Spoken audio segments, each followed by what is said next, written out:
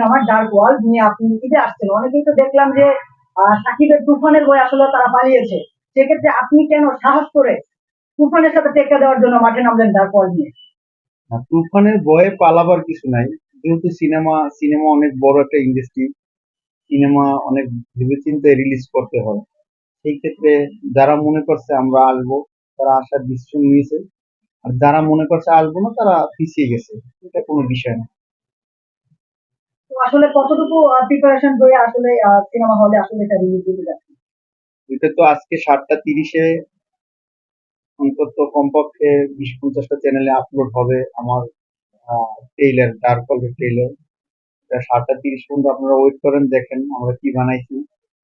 আশা করি বাংলাদেশের সিনেমা প্রেমী দর্শকদের বিনাশ করবে না, সাকিবিয়ানদেরকেও বিনাশ করবে না। ভাই আপনি নিজেও শাকিব খানের ভক্ত। একটা মজার প্রশ্ন, সেটা হচ্ছে আপনার ডার্ক ওয়ার্ল্ড রিলিজ পাচ্ছে এবং শাকিব খানের তুফান রিলিজ পাচ্ছে। এখন একজন মুন্না খান প্রথমে আসলে কোন সিনেমাটা দেখবে?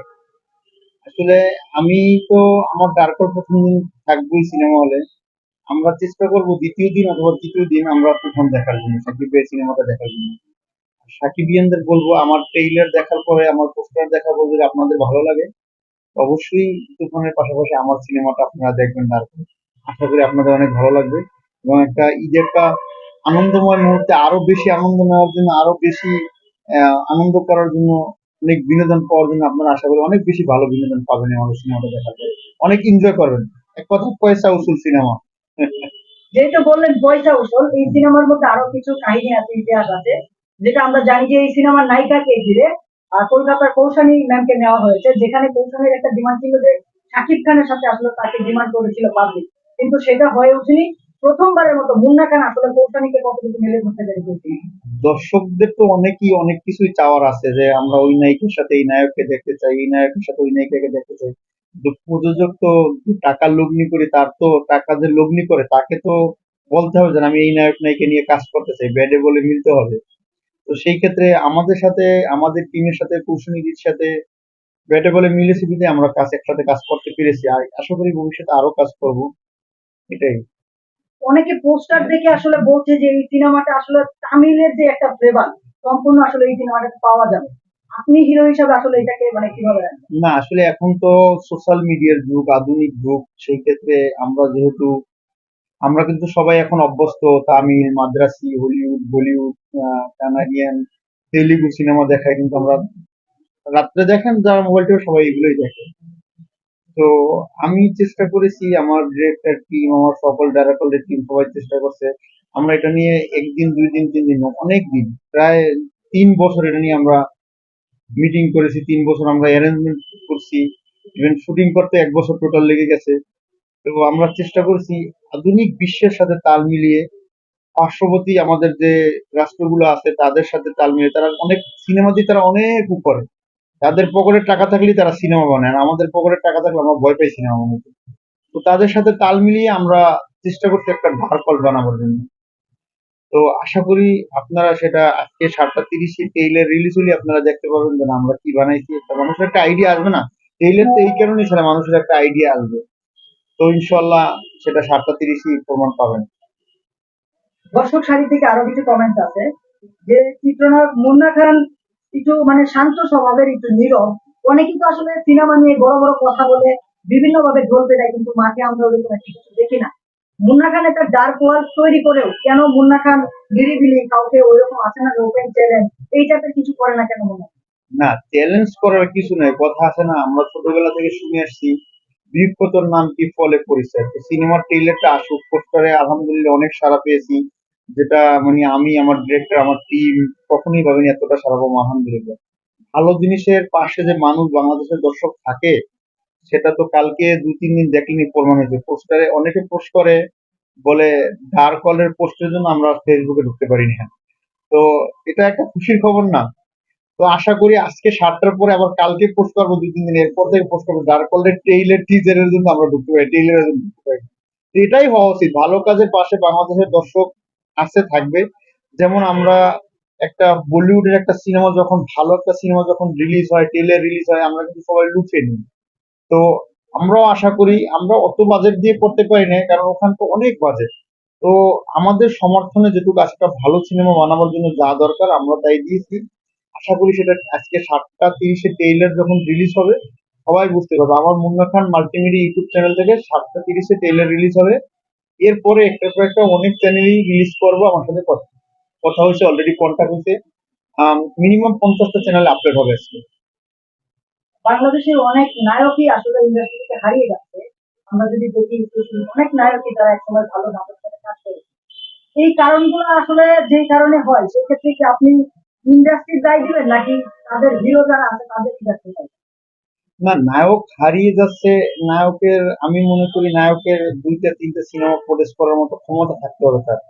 আর সে হারিয়ে যাওয়ার সময় তার নিজের টাকা দিয়ে যদি 2-3টা একটা ফিল্ম যদি তার মন মতো করে সে, কারণ একটা নায়ককে যখন একটা কোম্পানি কন্ট্যাক্ট করে তখন কিন্তু একটা কোম্পানির বাজেট থাকে, ওই বাজেটের বাইরে গিয়ে নায়ক কিন্তু চালাকি করে তার মন মতো কাজ করতে পারে না।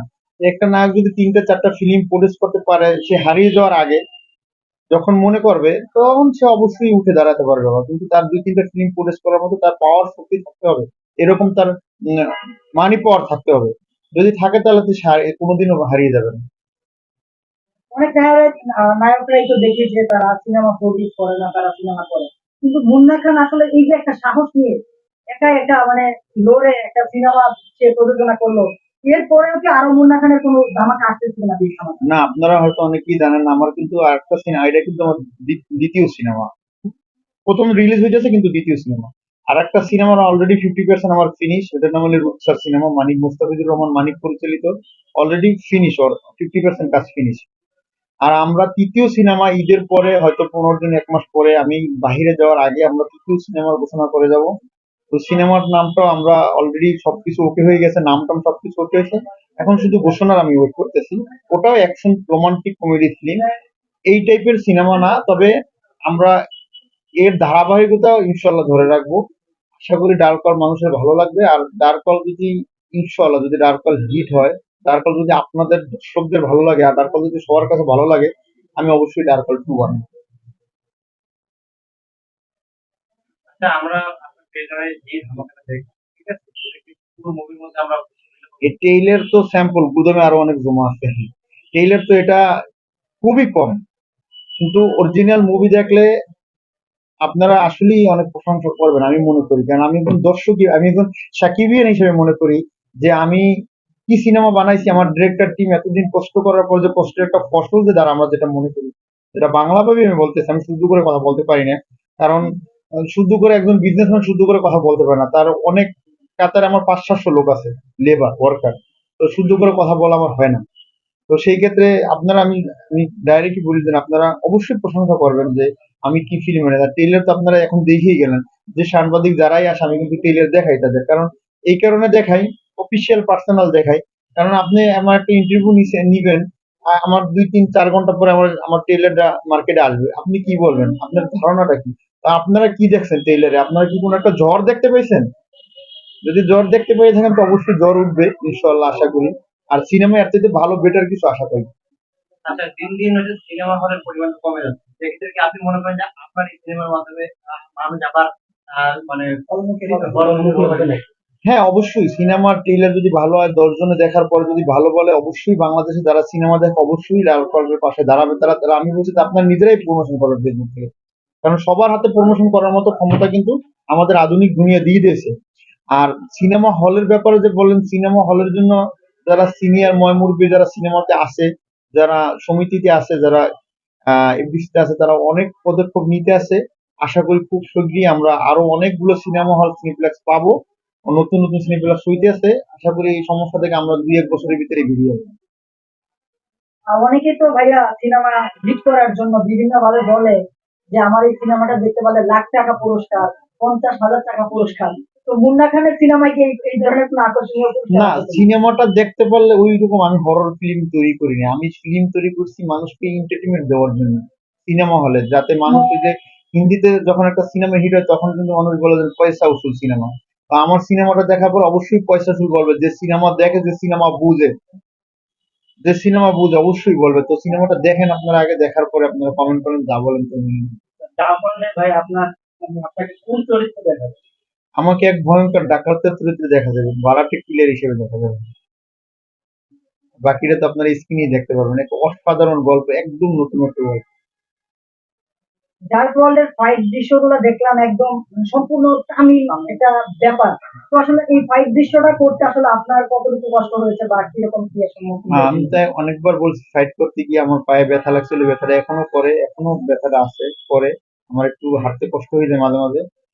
তো আমি সবসময় বলছি, বাংলাদেশের technician is very good technician. বাংলাদেশের টেকনিশিয়ানকে আপনাকে বাজেট দিতে হবে। বাংলাদেশের টেকনিশিয়ান বাজেট না দিলে তো পারবে না। আপনি যদি বলেন যে ভাই রনি ভাই আমি আপনাকে 2 লাখ টাকা দেন, আমার একটা ফাইট করে দেন, নো, সে আপনাকে 2 লাখ টাকা তার প্যাডের দেয় কাজ করে দিব, কিন্তু প্যাডের দেয় সে করতেছে, কিন্তু আপনাকে 100% কোয়ালিটি দিতে পারবো না।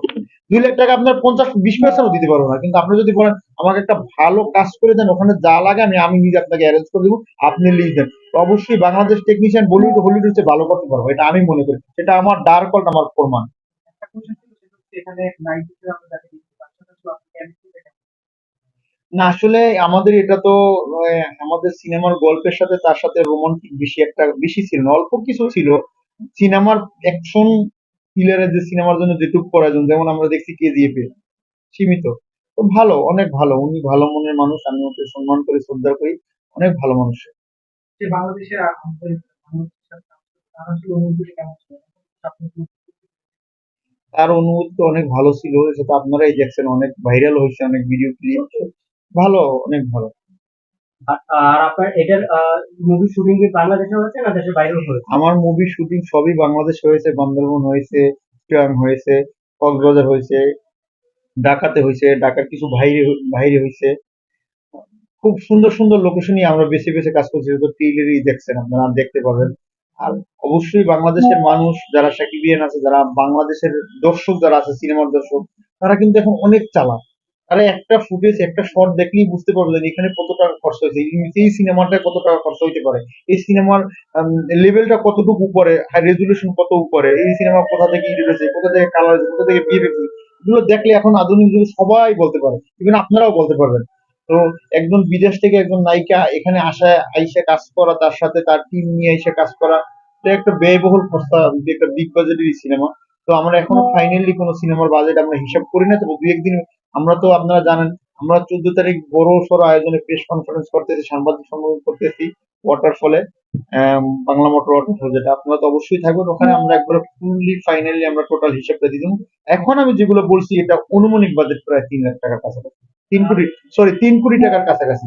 সিনেমার বাইরে একটা জাস্ট কোশ্চেন করতে চাই, সেটা হচ্ছে আপনি, আমরা যতটুকু জানি আপনি বরিশালের ছেলে, তো সেই জায়গা থেকে আপনি কিন্তু জায়েদ খান শুধু ফেস করে, আর সেখান থেকে আরেকজন নায়ক উঠে আসছে আমাদের চলচ্চিত্র ইন্ডাস্ট্রি, সেই জায়গা থেকে আসলে আপনার অনুভূতি থাকে? না, জায়েদ ভাইয়ের সাথে সে 3-3 বার শিল্পী সমিতির সেক্রেটারি ছিল, তার সাথে আমার সাথে ভালো সম্পর্ক, এমনি সরাসরি দেখা হয় না, ফেসবুক মেসেঞ্জারে কথা হয়। সে ভালো মানুষ, সে পিরিজপুরের নায়ক। আমি তো তার সাথে আরো 5-10 বছর আগে থেকেই তার সাথে আমার সাথে সম্পর্ক। তো আমি মঠবাড়িয়া বাসীদের উদ্দেশ্যে বলবো, আমাদের ডার্ক হলের পাশে থাকবেন, ডার্ক হল সিনেমার পাশে থাকবেন। আমি আপনাদের মঠবাড়িয়ার ছেলে, মঠবাড়িয়াতেই আমি শৈশবকাল কাটিয়েছি, মঠবাড়িয়া মেইন টাউনে আমি লেখাপড়া করছি। তো সবাই ভালো থাকবেন, আর ডার্ক হলের পাশে থাকবেন, আর সিনেমা আলিম সিনেমা আইসা অবশ্যই আমার ডার্ক হল দেখবেন। আমি আলিম সিনেমার সাথে কথা বলছি, ম্যানেজমেন্টের সাথে, ইনশাল্লাহ আমরা চেষ্টা করবো ওখানে আলিম সিনেমা চালাবার জন্য। আর যদিও আলিম সিনেমা হল যদিও না চলে, না চালায় বা না খুলে, তাহলে আমরা থিয়েটারের মাধ্যমে দেখানোর চেষ্টা করবো মঠবাড়িয়াতে। অলরেডি আমার টিমের সাথে আমার ভাই আছে, তার সাথে কথা হয়েছে, আমার বন্ধু বান্ধব আছে, তারা বলছে ওরা ওই যেরকম আমরা একাডেমিতে চালাই ওরকম তারা নিয়ে চালাবে।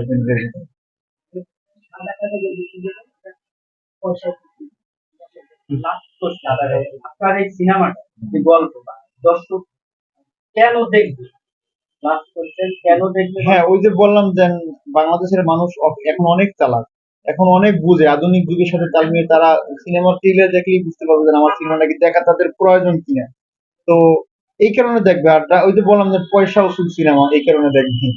তবে আমার একটা প্রশ্ন, আপনি সিনেমার মানুষ, আমরা ইদানিং দেখতেছি যে ভারতের যারা অভিনেতা রয়েছে তারা বাংলাদেশ সিনেমাতে কাজ করার জন্য আগ্রহী। আগেকার দিনে কিন্তু তারা এতটা আগ্রহী ছিল না। আপনি কি মনে করেন তামিল মুভির জন্য তাদের যে মানে কলকাতার যে সিনেমা রয়েছে তাদের বাংলাটা হারিয়ে যাওয়ার ফলে তারা বাংলাদেশে চলে আসছে? না আসলে এরকম না, কলকাতার সিনেমা হারিয়ে যাচ্ছে এটা বললে ভুল হবে, সিনেমা হবেই। সিনেমা যে বলো আমি বানাবো না, ও বলে আমি বানাবো না, ও বলে আমি রাগ করে বানাবো না, কিন্তু সিনেমা তার সাথে একবার মিশে গেছে, যার এই কথা বলেন এফডিসি বাদ একবার যার পেটে পড়ছে সে ওখানে থাকবেই, কারণ এটা একটা মায়া। সিনেমার জন্য মানুষের মায়া, আপনার সাংবাদিক একটা মায়া। এটা আপনি রাগ করে ছেড়ে দেবেন, দুদিন পরে এখানেই আসবেন, সিনেমা বানাবে, যুগে যুগে নতুন প্রডিউসার, নতুন নায়ক, নতুন নায়িকা আসবেই। এখানে কি হয়, আমরা বাংলাদেশের মানুষ অনেক অনেক দয়াশীল, অনেক সম্মান করি মানুষকে। যখন মানুষকে সম্মান করি, ওরা যখন দেখে যে আমরা বাংলাদেশে গেলে যথেষ্ট পরিমাণ সম্মান পাই, বাংলাদেশে গেলে যথেষ্ট পরিমাণ আমাদের রেসপেক্ট করে, তো রেসপেক্ট যখন করে তখন তো অবশ্যই মানুষ এখানে আইসা কাজ করে এবং রেমুনেশনটা একবারে ক্যাশ পায়। তো সেই ক্ষেত্রে তারা তো আমাদের সাথে কাজ করার জন্য তারা সবসময় প্রস্তুত থাকবে এবং তাদের রুচি থাকবেই আমাদের পার্সোনাল